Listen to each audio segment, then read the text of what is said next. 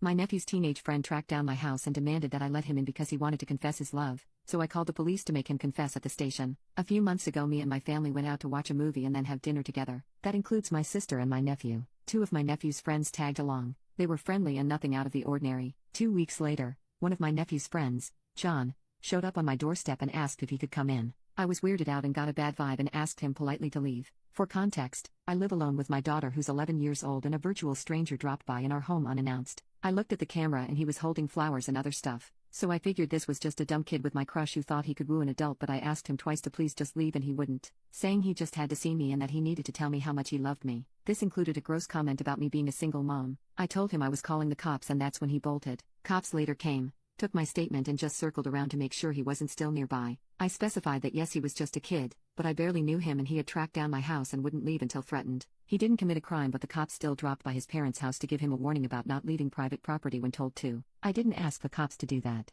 They just took the info I gave. I called my sister to find out his last name and who his parents were and just related that to the cops since they were asking. I just wanted to make sure he was gone. That visit they did was on them. His mom called me and she first apologized on behalf of her son if he made me feel unsafe, but then told me I went way over the line by involving the cops and how teenage boys having crushes is nothing out of the ordinary, and how this could ruin his life and I should have remembered he's just a kid. To top it off, my sister also told me I went over the top and how he's one of her son's good friends and that I should have called her when he wouldn't leave and she would have sorted it out. I went with my gut feeling and I don't regret it. Edit. I'm 31. John is 16. Update. So it turns out my nephew did give John my home address. My sister and my nephew stopped by my house and my sister basically brought him along so he could explain and apologize in person. John's mom complained to another one of the mommies in their group about how John's friends are the reason he did something inappropriate. My sister found out and got my nephew to confess. John apparently kept asking my nephew about me after the night I met him and told my nephew and their friends about his crush on me. My nephew and his friends egged him on to ask me out. One of their friends asked my nephew when was the last time I had a boyfriend. My nephew answered without thinking and said 2 years. Then their little group told John he had nothing to lose and how I'm probably wanting anybody to ask me out. My nephew emphasized how he didn't think John would actually do it and it was just a stupid dare, and how they kept pressuring him to just give out my address so John could drop some flowers, and how John stopping by my house was never talked about. My nephew kept saying sorry and how he didn't think this would turn into such a big deal. I was having none of that and let him have it,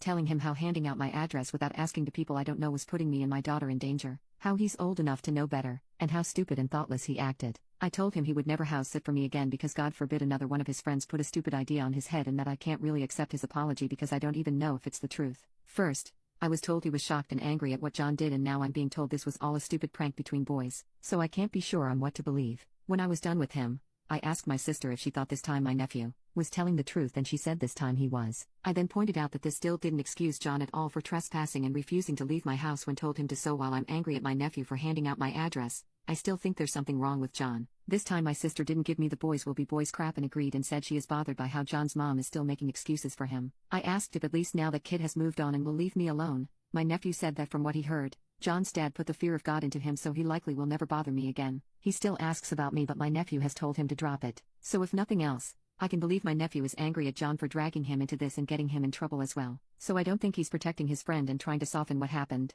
It's been over a month since I called the cops on John, so I find the timing of this is weird, and I feel both my sister and nephew know more, but at least I found out how that boy knew where to find him and that he likely won't try the same stunt twice. That's enough for me.